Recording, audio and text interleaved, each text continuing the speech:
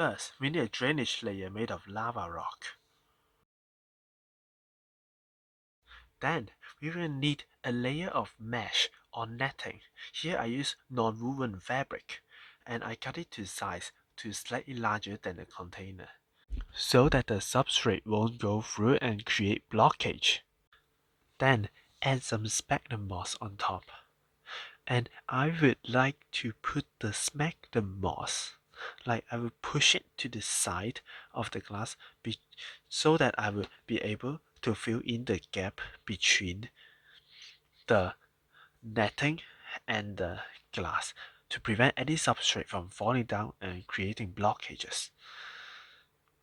Also, I will spray it down afterwards I've worked with it so that it will stay in place and it will absorb water better.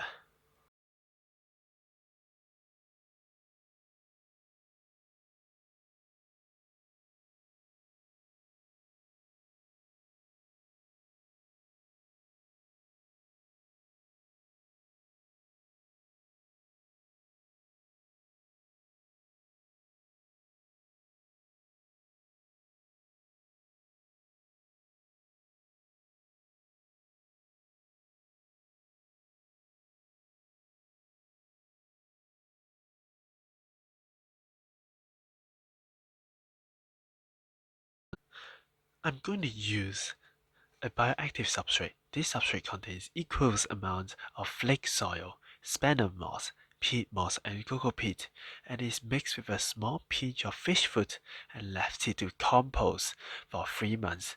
Therefore, this soil will contain lots of beneficial microbes and bacteria for the terrarium.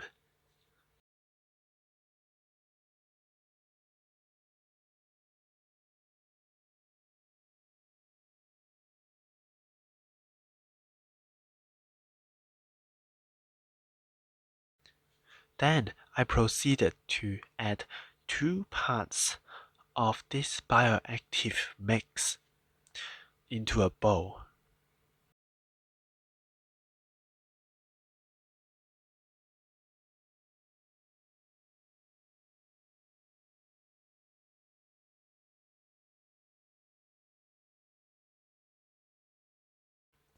Then I added 1 part of activated carbon powder into the substrate mix. This will help to remove any odors and any toxic chemicals and filter the water. And then I added another 1 part of molar clay into the soil mix to improve the drainage. And then I mixed it well with the substrate.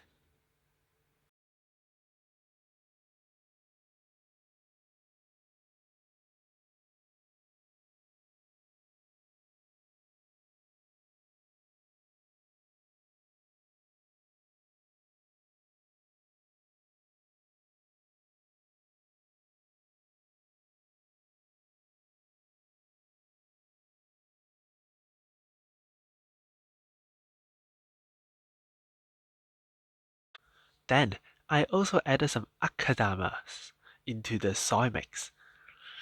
This is a special type of fired clay, and it can help with the drainage and also add minerals that are crucial for plant growth, especially moss.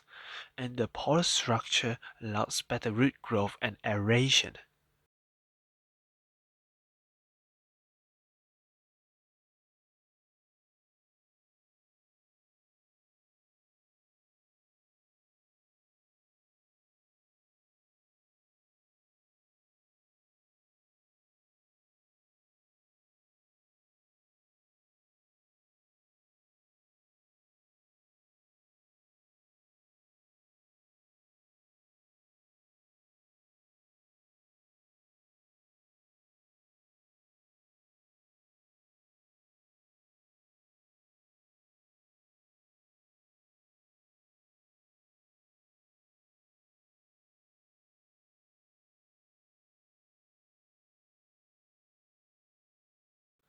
This is how the final substrate will look like.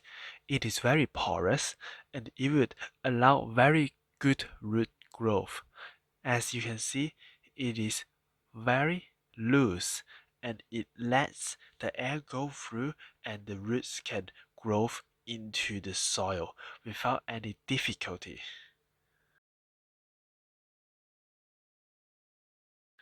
Now, I will add a substrate to the terrarium. It is very crucial that the soil remains loose and dry in this step, as if it is wet, it will be very difficult to change the slope and the angle of the soil, and you will get everything very dirty. And I recommend you to only spray it wet in the end before planting anything in there. Preferably, the substrate should be sloped backward, and the front should be shallower and the back should be taller. This creates depth in the view and it gives more rich viewpoint and it looks better and it just makes the terrarium looks larger.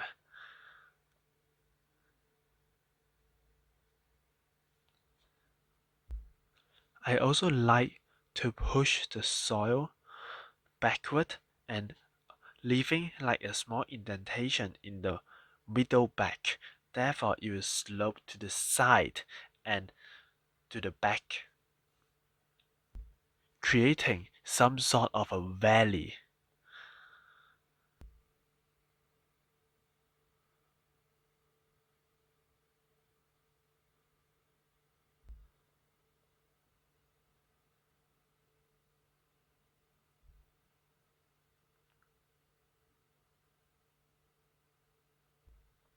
Here, you can see that the soil is sloped backwards.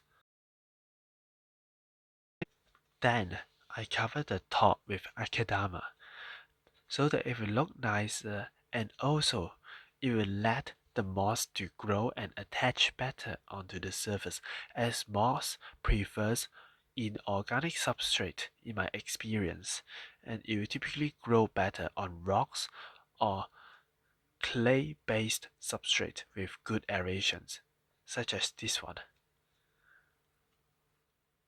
And also, generally, it will look nicer and more tidy, in my opinion. This step is completely optional.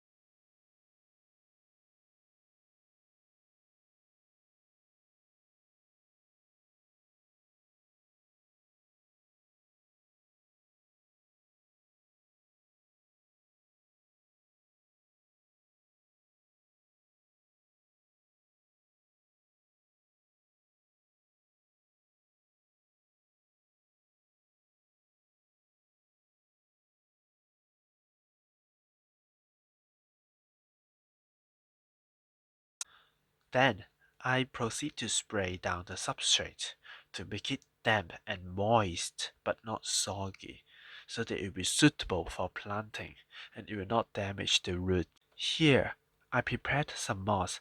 This one is the pincushion moss. And then I also prepared the mood moss, which is taller and have a darker green.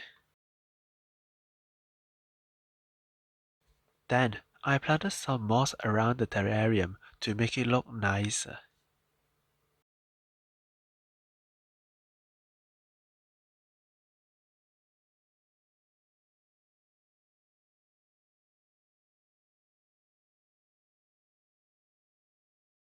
And planting some moss in the gaps of the rocks makes it look more natural.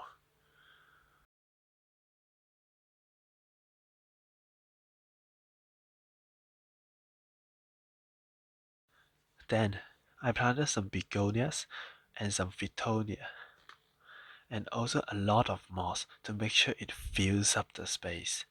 I trimmed the roots of the plants to 0.5 cm so that the plant will grow new roots in there and it would adapt better. And also, the plants are washed to minimize any contamination from the nursery of any pests and bacteria.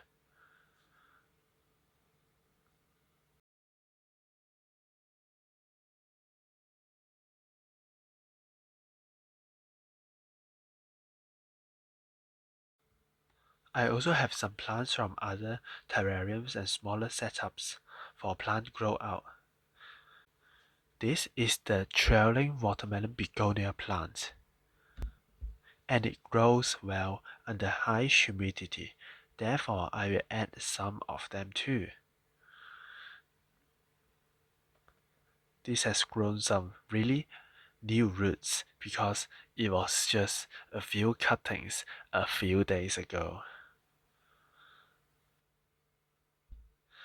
I plant them on gaps of rocks and in corners to brighten up the dark corners and to break up the uniformness of the moss so that it will look better and it will not look so artificial.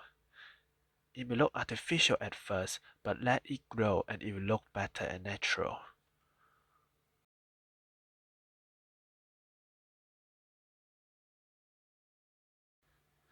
Of course, it's very good and beneficial to add springtails into the terrarium as they will act as a cleanup crew and eat any mold and fallen leaves in there.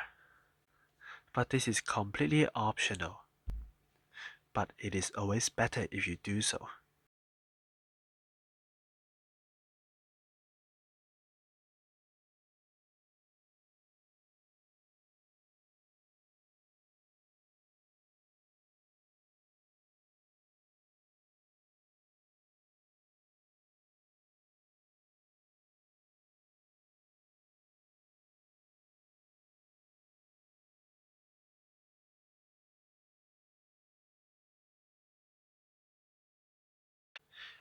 And there you have it, a very simple guide to make a very simple and basic terrarium.